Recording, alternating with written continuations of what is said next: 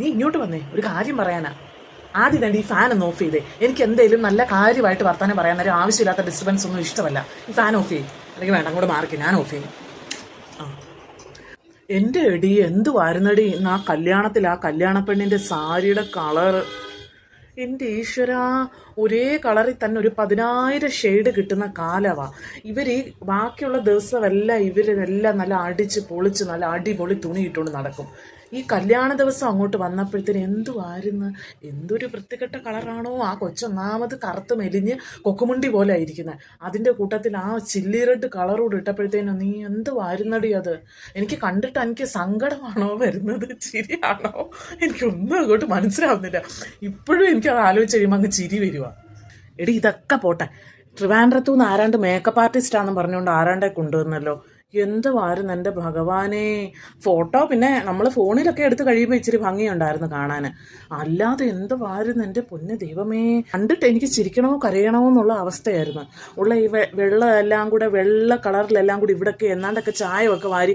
ആ കൊച്ചിന് ഒന്നാമത് അതിന് സൗന്ദര്യം അധികം ഇല്ല. അതിൻ്റെ കൂട്ടത്തിൽ ഇങ്ങനെയൊക്കെ ഓരോ പണികൾ ചെയ്ത് അത് ഉള്ളതങ്ങ് അലമ്പാക്കി കളഞ്ഞു. ഈ ചൂടും പിടിച്ച് ആ മേക്കപ്പ് എല്ലാം കൂടെ ഒരു അരമണിക്കൂർ കഴിഞ്ഞപ്പോഴത്തേനും ഒലിച്ചിറങ്ങി. ചെറുക്കം പേടിക്കാതിരുന്നത് ഭാഗ്യം.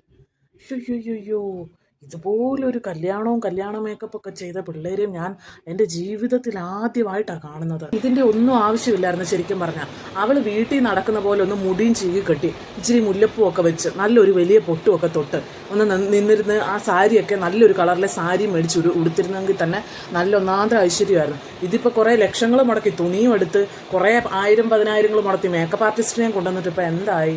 മനുഷ്യൻ്റെ വെട്ടത്ത് മനുഷ്യർക്ക് ചിരിച്ച് മണ്ണ് കാപ്പാനായിട്ട് ഓരോരോ അവസരങ്ങൾ ഉണ്ടാക്കി വെക്കുന്നത്. ഈ പിള്ളേർക്കൊക്കെ വട്ടാന്നാണ് തോന്നുന്നത്. ഓ, നമ്മൾ അങ്ങോട്ട് പോയി ഇതൊന്നും പറഞ്ഞിട്ടൊന്നും ഒരു കഥയില്ലടി.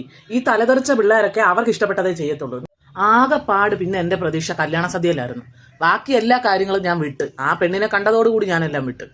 കല്യാണ സദ്യയിൽ അങ്ങോട്ട് പോയി ഇരുന്ന് കറികളൊക്കെ വിളമ്പി ഞാനൊന്ന് കറിയൊക്കെ ഒന്ന് തൊട്ട് നാക്കെ വെച്ച് എനിക്ക് എണീറ്റ് ഓടണോ അതോ ഭൂമി തുരന്ന് താഴോട്ട് പോകണോ അതോ എൻ്റെ കറിയൊക്കെ അന്നേരം അങ്ങ് വാനമുട്ടയായിരുന്നു. ഒന്നും വേണ്ട, എനിക്ക് എൻ്റെ മുളകിടിച്ചതും ചോറും മാത്രം മതിയായിരുന്നു. അല്ലെ ഒരു കാന്താരി ഇച്ചിരി പഴങ്ങഞ്ഞിയും മതിയായിരുന്നു.